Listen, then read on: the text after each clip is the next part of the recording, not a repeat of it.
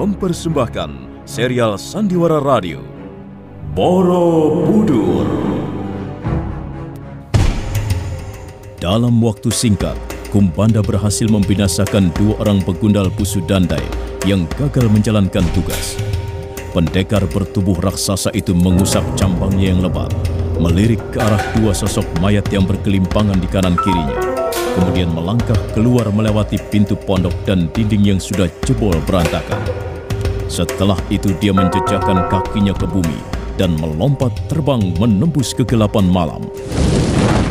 Dalam waktu yang tidak terlalu lama, Kumbanda sudah berdiri di halaman wihara. Saat itu, Gunadarma tengah duduk sendirian di bawah pohon ara, di samping arca stupa. Kumbanda perlahan-lahan menghampirinya. Wajahnya dingin dan gerakan-gerakannya sangat tidak bersahabat. Gunadarma segera berdiri. Siapa kau, Kisana? Apa yang kau lakukan di sini? Aku mencari Gunadarma. Akulah Gunadarma. Mau ada perlu apa denganku? Apakah kita sudah pernah bertemu? Aku tidak peduli. Hiot!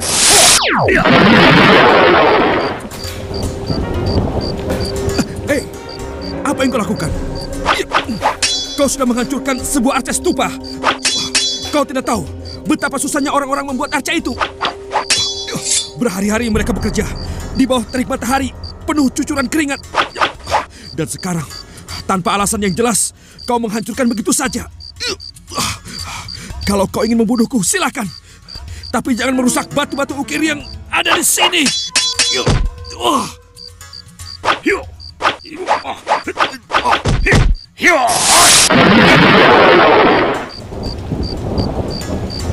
Manusia tidak beradab. Kau merusak karya rakyat kecil. Keringat para pekerja yang bekerja tanpa pamrih. Kau pasti orang suruhan. Siapa yang menyuruhmu? Siapa yang bekerja di belakangmu? Siapa yang membayarmu? Bukan urusanmu. Aku tahu. Kau seorang pendekar yang hebat. Tapi sayang sekali, kemampuan ilmu yang kau miliki hanya untuk memperoleh imbalan uang. Sekarang, kau tidak bisa lari, Gunadarma. Kau harus mati di tanganku.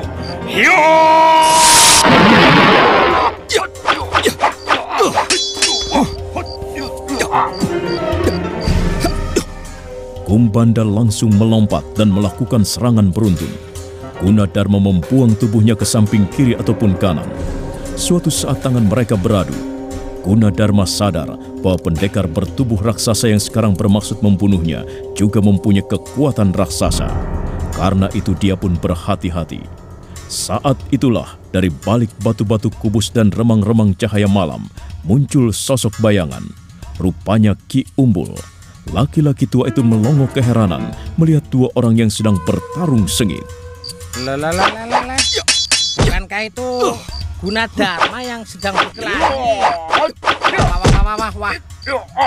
Oh, berkelahi sama siapa dia malam-malam begini? Waduh, pasti ada yang tidak beres kalau begini. Wah, besar sekali tubuh pendekar itu. Tubuhnya besar, tapi gerakannya gesitnya bukan main. Sepertinya dia punya kesaktian yang sangat tinggi. Waduh, celaka. Batu-batu sampai runtuh begitu. Katanya Gunadarma tidak akan mampu menandingi kesaktian pendekar raksasa itu. Setiap saat dia bisa terbunuh kalau begitu caranya.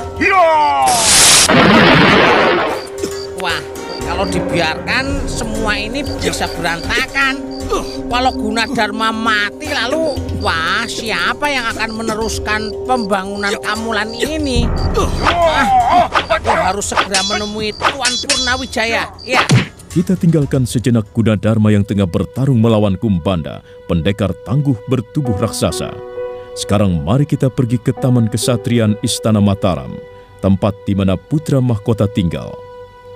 Dia Lokapala duduk di atas bangku taman, ditemani 4 orang dayang-dayang. Keempatnya masih berusia muda dan berparas cantik.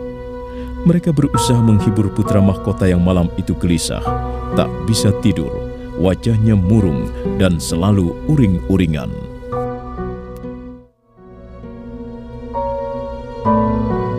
Sudahlah Pangeran Muda, jangan murung terus-terusan. Kami semua jadi kebingungan, kami jadi serba salah. Kalian tahu apa yang sedang kupikirkan saat ini? Ya, mana kami bisa tahu, Pangeran Muda? Iya, bagaimana kami bisa tahu Pangeran Muda? Ada pepatah yang mengatakan, sedalam-dalamnya laut, masih jauh lebih dalam lagi pikiran orang dan hati manusia. Kalau tidak tahu, ya sudah. Kalian memang hanya dayang-dayang, pembantu, pelayan, abdi-abdiku. Tentu saja kalian tidak akan pernah tahu apa yang dipikirkan seorang majikan. Sebenarnya Pangeran Muda ini sedang memikirkan apa? Aduh, matanya indah sekali. Wajahnya, rambutnya, bibirnya, senyumnya, semua indah. Bahkan suaranya pun indah. Belum pernah selama ini ketemukan seorang wanita yang mempunyai keindahan begitu sempurna. Oh, kalau sekarang hamba jadi tahu. Pasti Pangeran Muda sedang memikirkan seorang gadis cantik. Iya kan? Pasti dugaan hamba tidak salah. Iya. Apakah kami-kami ini masih kurang cantik, Pangeran Muda? Jelek, kamu jelek. Kamu juga jelek. Kalian semuanya jelek. Aku bosan melihat tampang kalian. Kalian tidak ada artinya dibanding Bibi Arawinda Nariswari. Oh, Arawinda Nariswari. Belum pernah kulihat seorang wanita secantik dirimu, Arawinda. Dewata Agung telah menciptakan seorang wanita cantik yang begitu mulia dan sempurna. Tak ada cacat celanya. Sedang apa dia sekarang? Arawinda Nariswari, rasa-rasanya tidak mungkin aku bisa menemukan gadis cantik dia lagi. Oh, jadi Pangeran Muda masih terkenal pada Bibi Arawinda? Ya, sudahlah Pangeran Muda. Bibi Arawinda sudah kembali ke negerinya. Lebih baik cari gadis yang lain saja. Di Mataram kan banyak gadis-gadis yang cantik, bahkan bisa melebihi kecantikan Bibi Arawinda. Iya, lagi pula jangan-jangan Bibi Arawinda Nariswari sekarang sudah punya suami. Diam semuanya, perempuan cerewet. Apa urusanmu dengan Bibi Arawinda? Duh, Pangeran Muda, bukan maksud kami untuk... Pergi! Pergi kalian semua. Pangeran Muda marah. Mau pergi atau tidak? Ayo cepat pergi. Pergi semuanya. Iya, baik. Baik, Pangeran Muda. Ayo kita pergi. Walaupun sadar tingkat kemampuannya lebih rendah, Gunadarma tidak bertarung sembarangan. Karena itu pertarungan berlangsung alot. Kumbanda tak henti-hentinya menyergap. Gunadarma selalu berhasil berkelit ringan. Bahkan suatu saat dia pun sempat menyerangkan pukulannya. Dalam pertarungan yang sebenarnya tidak seimbang itu, Gunadarma lebih menitik beratkan pertahanan. Tapi sampai kapan dia mampu bertahan? Mendadak, Kumbanda kembali menerjang sambil mengirimkan pukulan-pukulan mautnya. Saat itulah, sebuah bayangan berkelebat di atas tumpukan batu-batu kubus. Gunadarma melentingkan tubuhnya ke belakang, sementara bayangan itu menghampiri Kumbanda yang sedang dalam keadaan menyerang. Terjadi benturan di antara mereka. Kamu Purnawijaya. Sepertinya kita pernah bertemu. Ingatanmu kurang bagus. Aku pernah mengalahkanmu. Kalau tidak merasa iba, barangkali sekarang kamu tinggal sebuah nama, Purnawijaya. Sekarang kuperingatkan, jangan ikut campur urusanku. Keselamatan Tuan Gunadarma dan pembangunan wihara menjadi tanggung jawabku. Minggir, Purnawijaya! Kali ini aku tidak akan mengampunimu. Ingat itu. Mudah-mudahan ini pertemuan kita yang terakhir. Iya. Sebelum ku campakkan nyawamu ke alam baka. Gunadarma, serahkan orang ini padaku. Ayo, akan kulayani sampai sejauh mana kemampuanmu. Iya. Iya. Haja. Iya. Iya. Kyumun, kau ada di sini.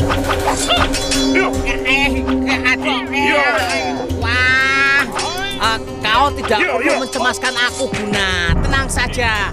Kesehatanmu itu lebih penting. Keselamatanmu lebih utama. Kau tidak apa-apa kan? Tidak. Aku selamat berkat pertolongan Purnawijaya. Aku yang memanggil Tuan Purnawijaya. Sebab kulihat ya pendekar itu bukanlah tandinganmu. Kamu bisa mati loh, Guna. Aku melihat kamu terus-menerus diserang dan keteter kok. Kalau aku tidak segera bertindak, wah, entah apa yang akan terjadi. Itu lihat itu, mereka bertarung saja seperti itu kok. Pendekar yang bertubuh raksasa itu tampaknya bernafsu sekali ingin membinasakanmu. Iya, pasti ada yang bekerja di belakangnya. Pasti ada yang menyuruhnya. Oh, jelas. Lah bahkan aku bisa menerkanya kok. Siapa lagi kalau bukan kelompok Busu Dandai, Busu Tarai, dan yang lain-lainnya itu. Tapi memang susah membuktikannya. Mereka orang-orang pinter tapi licin bagaikan bulut. Walaupun jelas ini semua pekerjaan mereka. Waduh, mereka melempar apa ke sini? Sudahlah, terserah. Tapi mereka kan selalu bisa meloloskan diri dari tuduhan.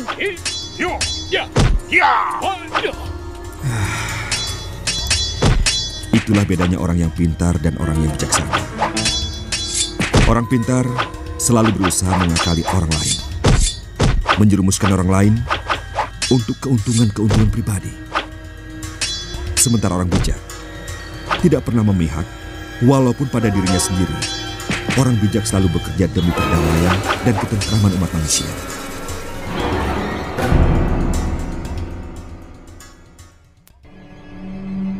Putra mahkota Pangeran Dyah Lokapala masih duduk di bangku taman di tempat semula. Dia merenung sendirian. Kabut turun dari lereng-lereng bukit menoreh yang tinggi. Karena merasa dingin, Dyah Lokapala beranjak meninggalkan bangku taman dan melangkah ke arah pintu wisma tempat tidurnya. Putra mahkota terkejut bagaikan disengat lebah. Tiba-tiba saja seorang gadis yang luar biasa